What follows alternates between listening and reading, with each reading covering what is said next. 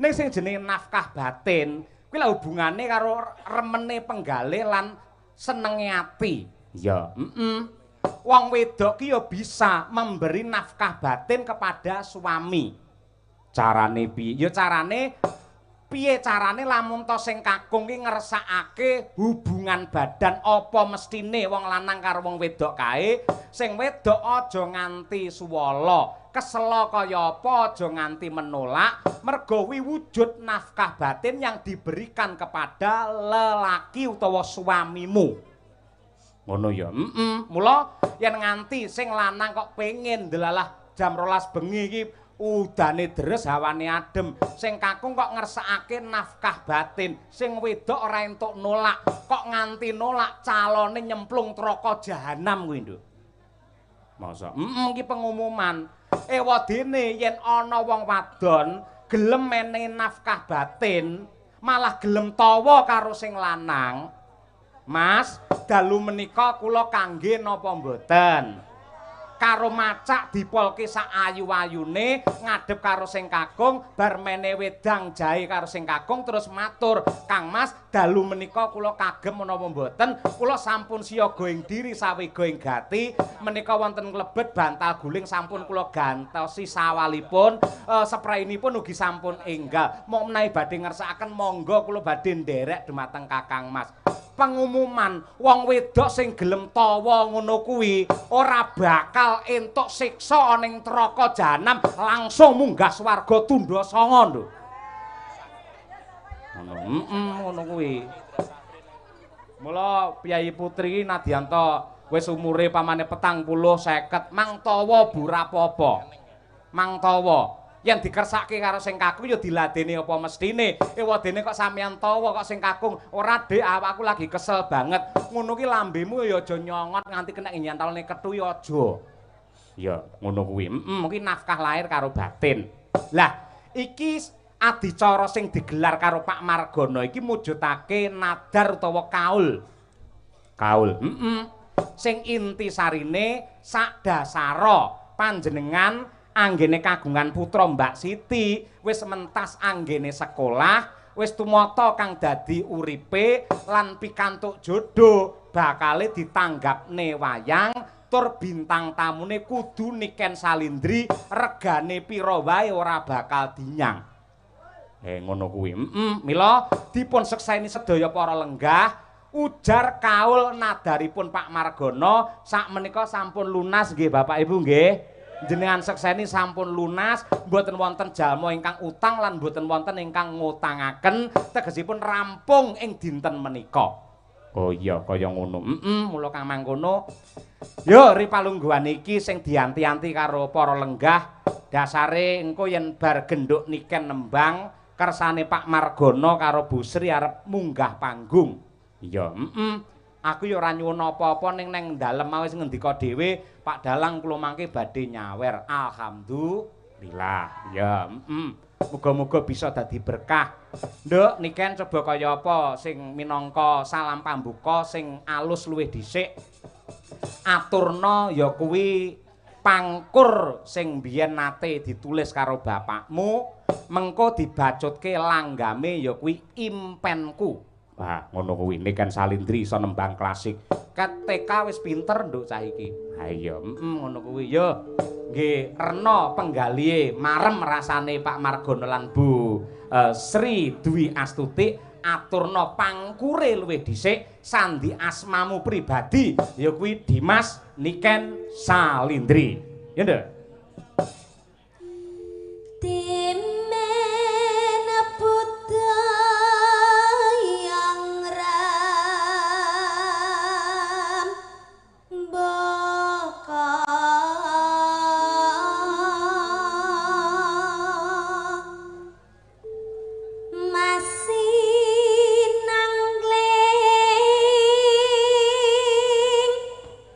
Cahya niraka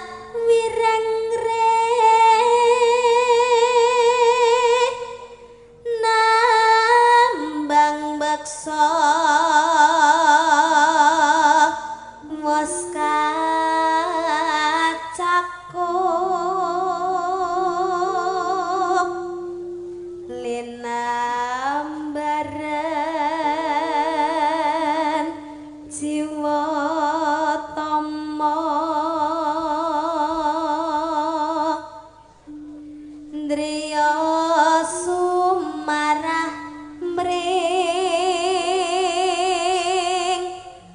Gusti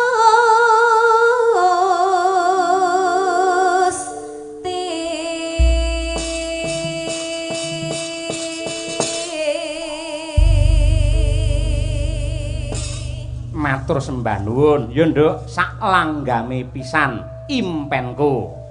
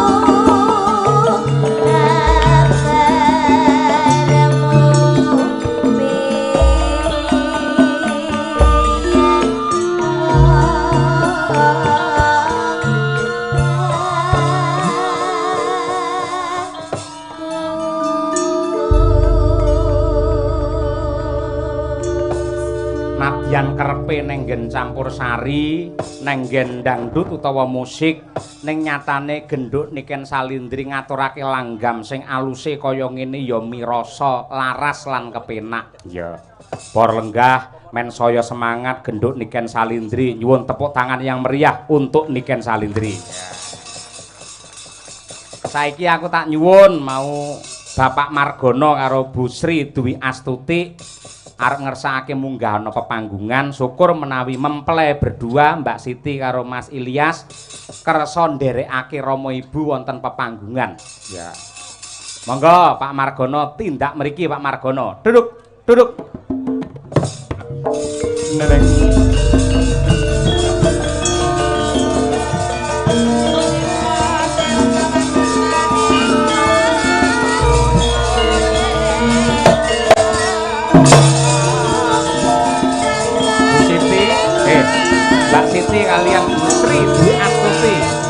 Elias niki Mas. Pak Margono mboten kantun.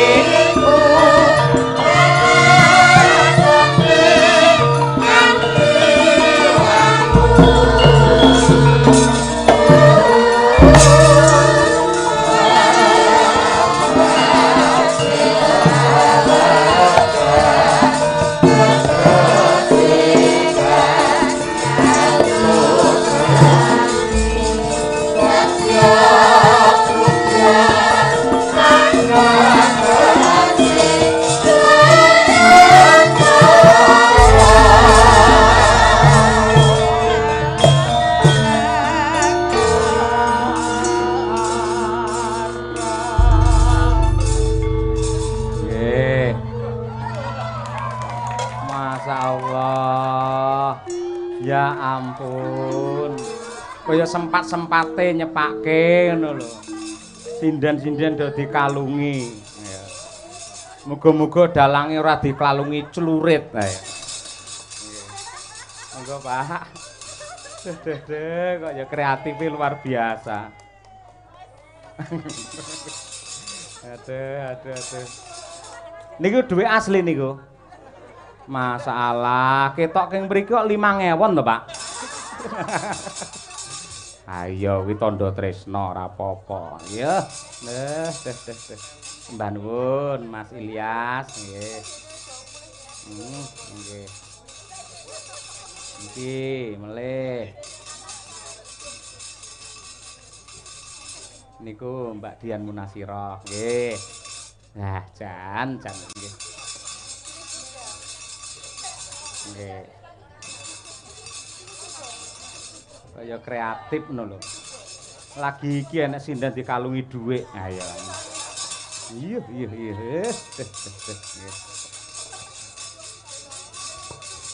Kirang setunggal niku genduk niken nggih. Ngampil Bu. Bu Sri. Mang mriki ngampil niki lho. Ha nggih. Kula rasa dikalungi dhuwit kula tak ngangge niki mawon.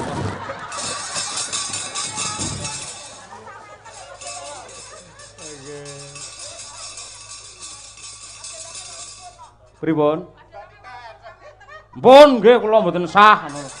Ya iki lho sing ngunyang terus ya iki wonge. Ayo. Nggih sembah nuwun katresnanipun nggih. Monggo sakniki ngasta mik rumiyin nadyanto Pak Margono wau sampun ngendika bilih mboten kersa paring dawuh amargi piyayinipun mendel sami kalih panengah Pandhawa Raden Arjuna utawi Raden Margono piyayine nggih mendel ngoten niku Pak. Nggih. Mrika niku semonten kathah ribuan manusia lho. Napa? Intine matur nuwun para lenggah sedaya sampun kepareng rawuh mangestoni ngoten madhep mrika. Nggih matur suwun sedaya mawon sing mirsani. Ya assalamualaikum riyen. Nggih. Salam riyen ayo. Nggih. Monggo Pak. Monggo. Saged Guru assalamualaikuman mosok mboten saged. Assalamualaikum warahmatullahi wabarakatuh. Waalaikumsalam warahmatullahi wabarakatuh. Nggih. Kuwon kula anu jinanterane ngeten. Sagung para lenggah nggih. Sagung para lenggah. Kakung saha putri. Kakung saha putri. Kakung saha putri. Ingkang dahat kinurmatan. Bu Sri, Pak Margono mbok didandakne niki tadi. Ingkang dahat kinurmatan. Ingkang dahat kinurmatan. Kula ngaturaken panuwun. Kula ngaturaken panuwun. Awit rawuh panjenengan. Awit rawuh panjenengan. Mangestoni. Anggen kula. Mantu. Pancasila. Nggih. Mugi-mugi didongakne no. Mugi-mugi sedaya para pamirsa. Tansah dipun paringi sehat walafiat murah rezeki panjang yuswanipun ingkang kebak barokah lan ugi tentrem lahir tekan batin. Konjur dijujuk kari dhewe. Lahir batin. Nggih. Luar biasa. Pripun marem napa mboten wayangan dalu niki? Marem. Wah, bareng marem biantere. Nggih, mugi-mugi jenengan usahane Brambang lancar sukses. Amin. Amin. Nggih. Pripun sampun panggih kalih genduk niken? Pun. Seneng. Nang. Sing marai seneng napa? Oh, ayu wek. Lagi iki lho nek bojone muni ayu ngene. Iso ngelem wong liya lho gumun. Kula mawon lek ngelem sinden liya bukesi langsung mekrok lho, Pak. Nggih. Nggih niki kanca-kanca sinden sowan sedaya. Kula nggih sampun sowan wiwit wau Padang, kanca-kanca pengrawit semanten katahe. Nadyanto Jawah sing mirsani enten niki 10.000 enten Pak niki, Pak. Nggih, kuwata lebih malah. Lebih nggih? Nggih. Lah ora percaya gen diitung dhewe ya, Pak. Iki sing ketake sugih ngendika malah Bu Sri. Ayo Bu Sri Dwi Astuti. Ayo. Loh. Ampun ngoten riyen ning ngenyang rego dalange kendel mosok nang kene. Ayo, kaya lek ngenyang kula nika lho. Pak Dalang mbok disuda Pak Dalang, ngono lho. Ayo, lah ngendika ora ketang. Ayo. Satu kalimat, dua kalimat Bu Sri. Nggih, Bu. Kula Ayo, sudah Bu. Pak Delang. Assalamualaikum warahmatullahi wabarakatuh. Waalaikumsalam. Warahmatullahi wabarakatuh. Nggih. Atur nuwun ngono. Matur nuwun. Iya. Bareng didep karo piyai sakmene mbane rawani ngendika akeh. Biyen ning Das omahku kengedul. lho, kaya ngono. Ngenyang dalang kaya ngenyang lombok jenengan. Mantene pundi? Ah niku Mbak Siti nggih. Mas Elias semoga mendapatkan berkah dari Gusti Allah, sakinah mawaddah warahmah. Adik sing SMP niki teng Pondok Leres. Nggih. Nggih, asmane sinten, Mbak? Siti Maulidatul Agnia. Wis ya. Alon wae ora nggih. Siti. Siti Maulidatul Agnia. Nggih, Siti. Dadi putra kekalih Siti sedanten nggih. Nggih. Bedane Siti kalih soto napa? Enak soto. Enak soto nggih. Ah bener enak soto wae ya. Leres ngoten niku. Siti niku lemah. Tegese lemah niku lak bumi. Bumi niku pertiwi, pertiwi adalah ibu. Semoga putra-putri panjenengan kekalih Mbak Siti menika tansah bekti dumateng Rama lan ibu tansah eling marang mula bukane. Amin. Amin ya rabbal alamin. Nduk kan nyekelo mik komentarono sampean ngerti piyayi sing kaya Pak Margono mesti lagi iki ta. Piye nduk ngono kuwi. Lho malih bareng niki arep omong malah kaya Dursasana malihan. Wah. Ayo. Pak sinten namine? Kita. Nggih, Pak. Alah, lekno ngono lho. Nggih. Lekno. Lekno niki mau sampun napa foto kalih kula pas teng ngandhap wau, Pak. Teng dalem. Nggih, pas teng dalem mau pun foto kalih kula to, Pak. Ki ngrangkul-ngrangkul ngono, Pak. Oh. Nggih. Lho lek ngono ki karo wong wedok. Mentang-mentang renek ibuke terus ngrangkul-ngrangkul aku lho, Pak. Lah kowe kaya gelem dirangkul. Napa? Kowe kaya gelem dirangkul. Lagi ditangkap, Pak. Wah iya. Tapi Nggih. Pak Lekno deh. Nggih. Lekno nggih matur sembah nuwun sangat nggih Pak sampun nimbali kula. Pak Lekno mawon nggih. Nggih. Penak palekno nah. Nah iya. Lah nyeluk Lik ngono ya. Lik. Ayo. Sampun nimbali kula kalian Pak Cahyo. Hmm. Kalih Ibu matur sembah nuwun kagem Mbak Siti, Mbak Manten, Mbak Siti dan juga Mas Soto. Tirase wonten Siti enten Soto. Ora Mas Elias. Oh Mas Elias, mugi-mugi dados penganten ingkang sakinah mawaddah warahmah. Amin. Mugi langgeng. Amin. Niki tasih enten setunggal malih Pak, benjing nanggap kula kalih Pak Cahyo malih. Nggih Pak nggih. Nggih. Nggih kita jenengan kepeksa modele, Pak. Nggih Mbak Niken ora nggih. Kaya genduren ae. Wis saged ngaten iki, Pak. Nggih. Ning estu nggih, njing menawi rezekine kathah. Kusik to, Pak? Ngono wis nggih. Niki putra jenengan sing nomor kalih ditangkepne wayang nggih. Nggih. Disekseni kaki danyang nggih. Nggih. Men ora batal mang panjeri sakniki pisan, Pak. Mboten guyon. Didongakne, Nduk. Ayo. Nggih kagem Pak Lekno kalih Bu. Mugi-mugi sehat selamat wilujeng awet le momong anak putune. Amin. Rezekine saya akeh, Pak. Amin. Pokoke sak bibare nanggap wayang niki mengke panjenengan saya suwi anu Pak. Napa tambah panen sembarange, Pak. Amin. Amin. Panen rezekine, panen Brambang. brambange. Amin. Niki panen brambang napa mboten? Mboten, pun Beda bar. sisir. Pun bar ayo. Lah nggih, mula wingi asile panen dilumpukne nggih nanggap wayang. Oh, nggih, alhamdulillah. Yanten kok bagus ya. Bagus. Nganu Pak, gede dhuwur jenengan niku, gede dhuwur terus gemati. Lek kula sawang lho Pak nggih. Gemati ge Kaya cocok. ireng manis ngono Pak. Ireng manis. Piyayi ireng iki lek ngangge klambi warnane biru, masalah kok kene kaya madu mangsa.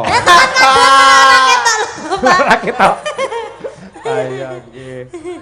Sukses selalu ngono. Nggih, amin. Nggih. Katen badhe ngersakaken tembang napa? Nggih, Pak Lekno. Apa? Linci ucul. Waduh, kelinci ucul Nggih, nggih. kelinci ucul. Mangke kajenge diaturke nggih. Nggih anu to Pak amun menteleng kaya wong gelut ae jenengan. Pak Lekno, kelinci ucule niku di versi napa? Langgam, jaranan, DJ, K-pop. Jaranan. Jaranan. Nggih, siap. Jenengan sing nanggap bebas, Pak. Ayo nggih. Nggih, mbok sinden 7 8 ni kon jungkir walik mboten masalah. Demi panjenengan. Ayo nggih. Nggih. Bu Sri, alhamdulillah. Mila lek ngasta mik ngangge asta tengen, wah gelange kok kene lap. Mugi-mugi tansah murah rezeki nggih Bu Sri. Nggih, ngaten sampun. Pun, ayo. Lampun yo berkate ditum. Ayo. Ayo nggih. Tansah rahayu wilujeng nggih, Pak. Nggih, monggo mang pamit kalian para lenggah, para pamirsa. Pamite ngeten, Pak. Monggo sedayanipun sami bubar ngoten mawon nggih. Aja bubar ndelok awake dhewe sapa ngawut ae ora nggih. Lah pamit bareng-bareng, Pak. Aja ngawut ae ora. Dipun sekecakaken anggenipun pinarak. Ngono ya. Dipun sekecaken. Anggenipun pinarak. Anggenipun pinarak. Nuwun matur nuwun ngono. Nuwun matur nuwun. Merdeka. Merdeka. Ayo wis. Terima kasih matur nuwun nggih. Nggih. Sembah nuwun, pelok barang yo nggih. Yo monggo katuran lenggah malih ngapunten menawi wonten keladu anggen kula guyon nggih Pak Bu, Mas Manten, nah nggih, Mbak Manten nggih. Dedek.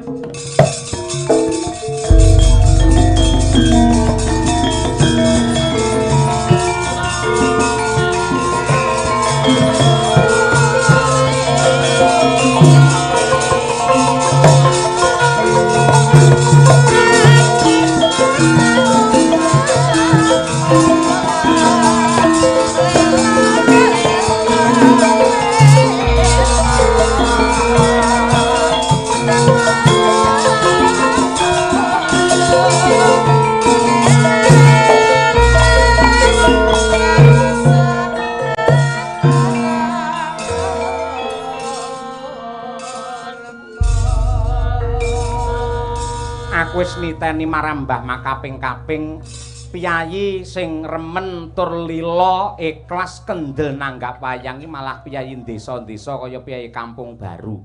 Iya. Kaya Pak Margono ngono kuwi. Wong desa apa neh petani iki sugih ora ketok, Nduk. Ora ketok. Buktine ya kepareng wayangan kaya ngene iki alhamdulillah wa syukurillah. Ya pamundhute diaturake men dadi renane penggalih karo jampi sayah. Men genduk niken leren dhisik gandeng iki ya sing dikersake uga sinden viral pada tahunnya masanya ya kuwi Ibu Sukesi Rahayu ben genti nembang mergo ya kuwi ditresnani karo Pak Margono ya karo Mbak Niken ya tresna karo Bu Kesi ya tresna pokoke lek wong wedok ayu rada melekno tresna kok Pak Margono kuwi ya Bu Gesi matur dhisik ngaturke panuwun karo Pak Margono karo Bu Sri Dwi Astuti. Inggih, enten parikan kagem Pak Margono. Napa, Bu? Ana Cina tuku areng. Pak Margono pancen kulite ireng. Aja ngono, ireng-irenge sepur akeh sing ngenteni ngono kuwi. Malah Piyayi Nun Sewu rada cemeng kaya Pak Margono ki malah biasane awake sehat. Umure panjang. Yen wong putih ngono lara 7 dina ketok pucet Bu Kesi. Lek Piyayi Ireng kaya Pak Margono mbok lara sesasi ra doyan mangan, ora pucet. Ayo. Nggih, saestu Pak Dalang. Pancen Piyayi niku yen kulite ireng niku wantek ngoten lho. Heeh, warteg. Ayo. Wantek kuat rasa. Nggih.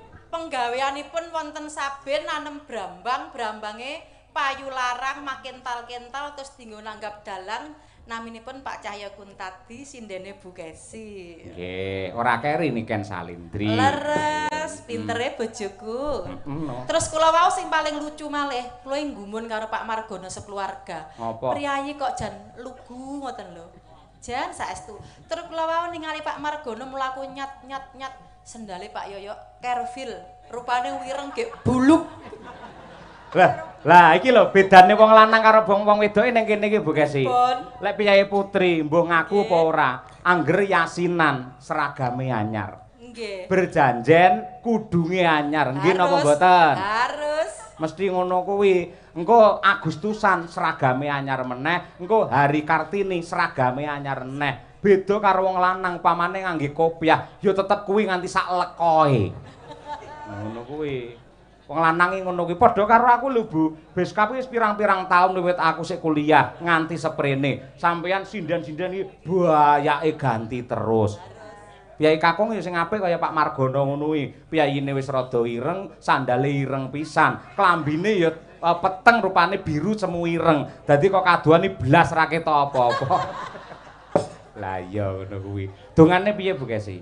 Donganipun mugi-mugi Pak Margono sekeluarga sak sampunipun ngawontenaken tasyakuran Mahargya Putra Mbiwadosi ing dalu niki tansah pinaringan katentreman lair batin. Amin. Murah rezekinipun. Amin. Dipun gampelaken anggenipun pados sandang pangan. Amin. Mugi-mugi Mbak Manten lan Mas Manten enggal saged gadah momongan lan Pak Margono rezekinipun kathah mengke taun ngajeng nanggap wayang malih nggih Pak.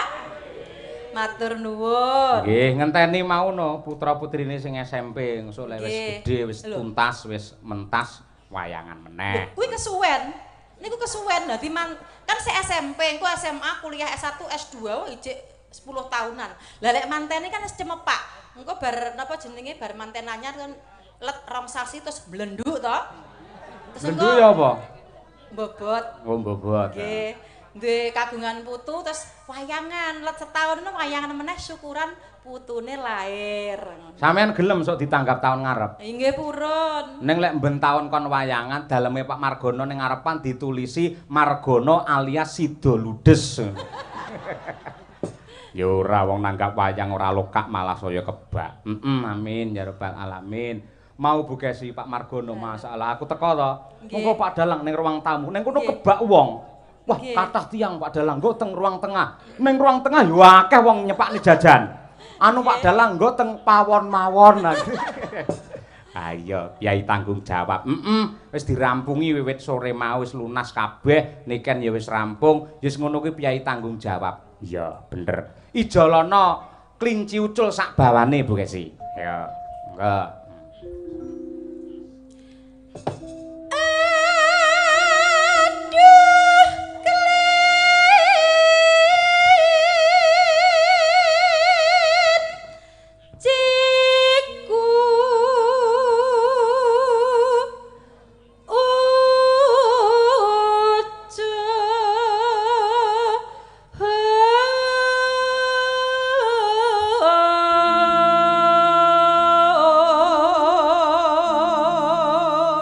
Bengi iki live streaming YouTube Kuntadi Channel.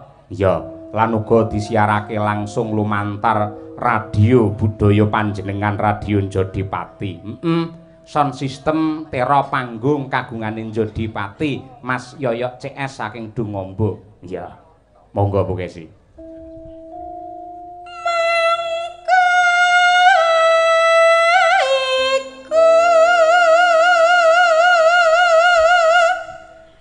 Dek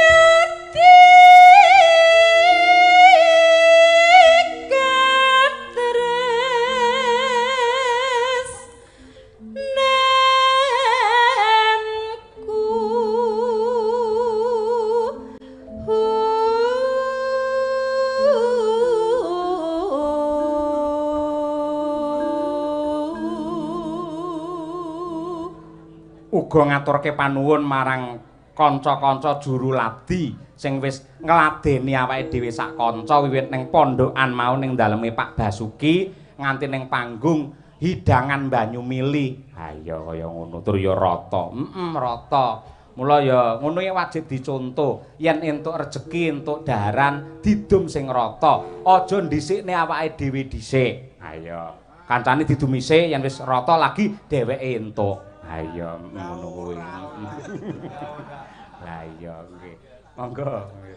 Mandeg ning sulingan. Ha iya. Ora kok ya. Monggo. Ngalor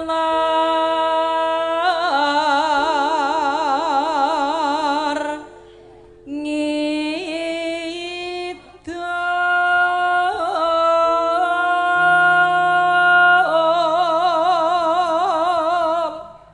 Neno tepung gelang mongke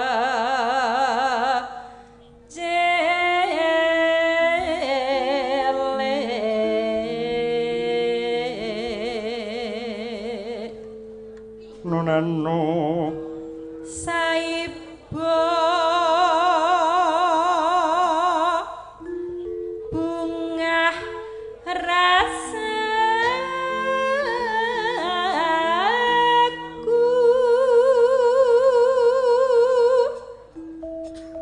yen mulih bakal tak pandang.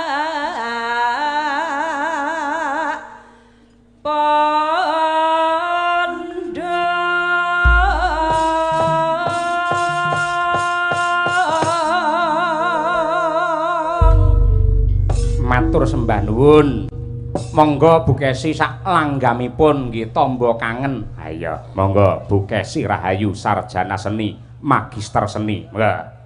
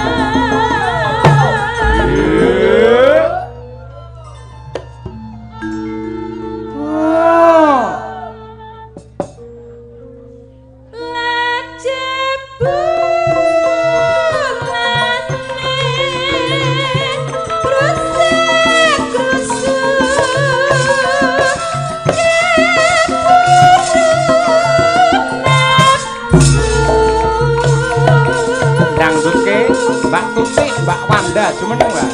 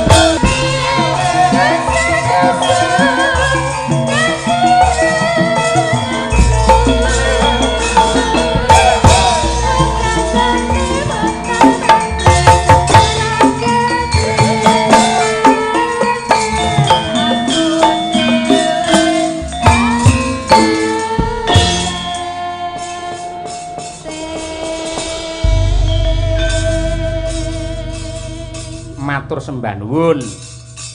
Iki akeh nawala ingkang tumibeng ana ing pangkon, Mak. Saking Pak Bayan. Ha, pundi niki? Maguan. Nggih. Nenggih Pak Agus Kuprit ngersakaken podang kuning versi Samboyo, ya. Assalamualaikum Bu Cangik. pamundhut saking kula Ki Wartani ingkang ngersakaken caping Gunung Jenggleng Gubuk Asmara kalian Kusuma Wijaya sembah nuwun nggih. Pamundhut saking tuan rumah Waya saking Mbah Wa Sukarami nggih Pak leres nggih Mbah Wa Sukarami ngersakaken caping gunung kalian Grajakan Banyuwangi Lewung Waya. Salam persaudaraan buat Niken dari PSHT Subrayon Kampung Baru. Buat Karang Taruna yang bertugas tetap semangat dan waspada. Yih. Saking PSHT Kampung Baru request Mekarlah. Oh kan bener Mekarlah iki. Enak to lagune. Ngerti ku Bang Mekar. Ayo.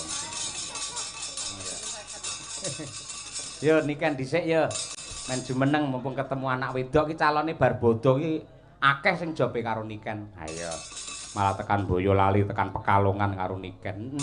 Tur bocah iki bareng dandan prasaja ngangge bayak sinden ngene iki malah ngibarate srengenge saya padhang, ngibarate rembulan saya endah, ketok aluse, ketok ayune. Ha iya.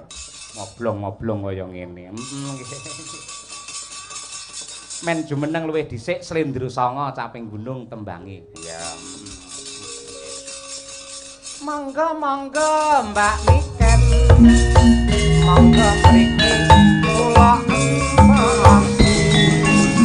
Pak Margono wis ngenteni Mbak Niken aturan mriki Mbak Niken matur nuwun.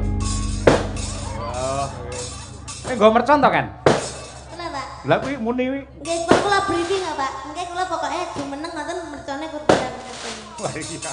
Ngono, Pak. Ah iya. Kuwi penghormatan kanggo sampeyan saking Pak Margono ngono kuwi.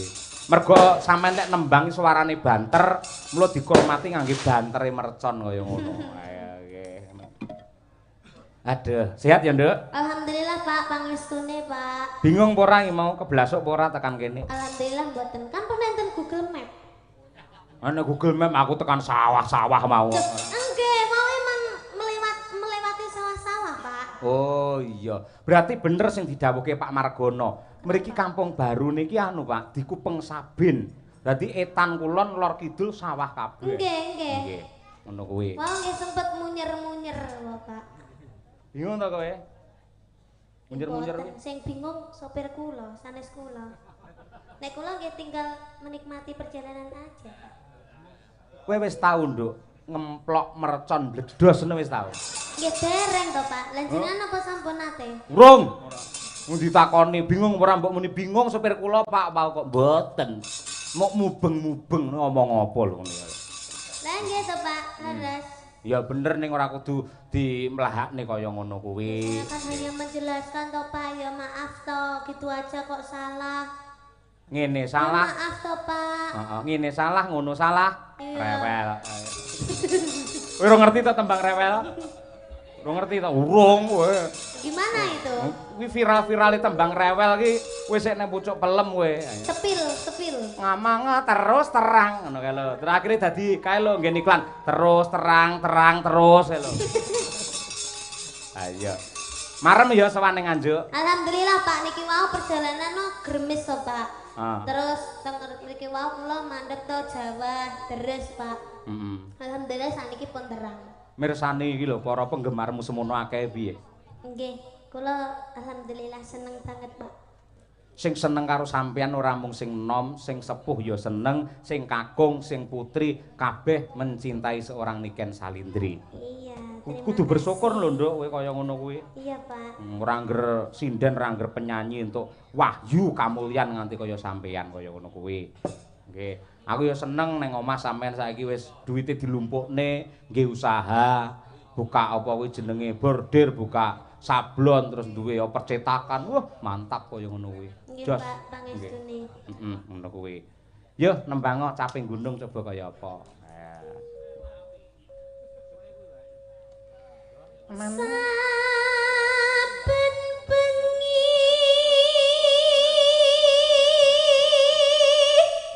sonku ya jebol-jebolo. Ayo.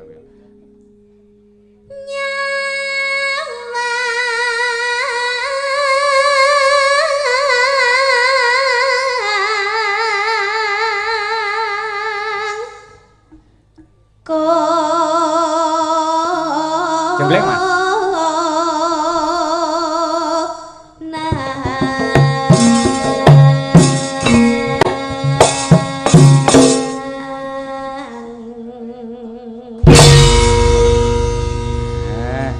Eman-eman lek niken kira dijemgleng. Ayo suarane bianter dikembari karo swara gamelan kaya ngono. Jos temenanan. Lanjut, Nduk. Yen memajang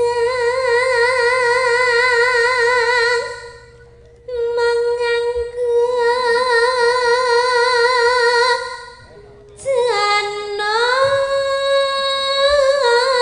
janur kuning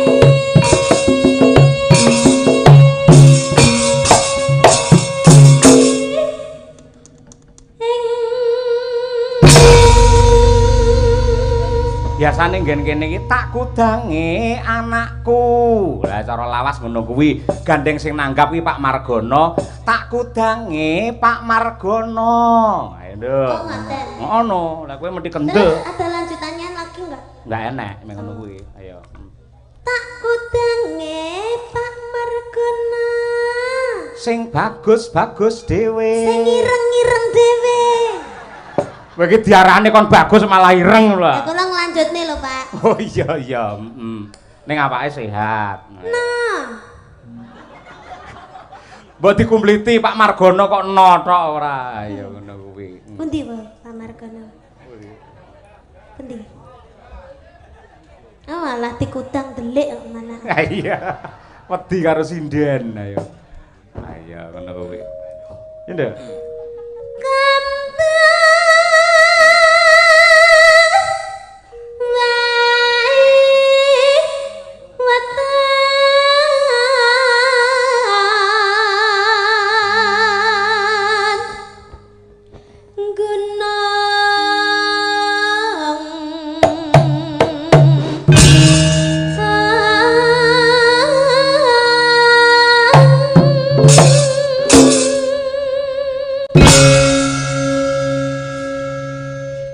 Nduk, niken. Dalam Sampeyan anggere tanggapan karo bapak kok mesti ngangge bayak sing sederhana prasaja ngono iki ngapa to, Nduk? Adate lek nang campur sari lek pacakmu kaya Batman ngono kae. kok Batman to, Lah Pak? nek suwir-suwire ngono ya lho ora. Nah, kok Batman to? Lah apa? Kayak Teletubbies. Teletubbies ayo. Wingki-wingki ayo. Nyapa, Nduk? Iya, karena kalau campur sari itu kan harus menampilkan sebuah gebiar ya, Pak ya. Oh, glamor Apalagi ya? kalau konser itu harus menampilkan harus beda daripada yang lainnya. Lek ning wayang Gitu. Lek ning wayang kan kula ndamel ngeten iki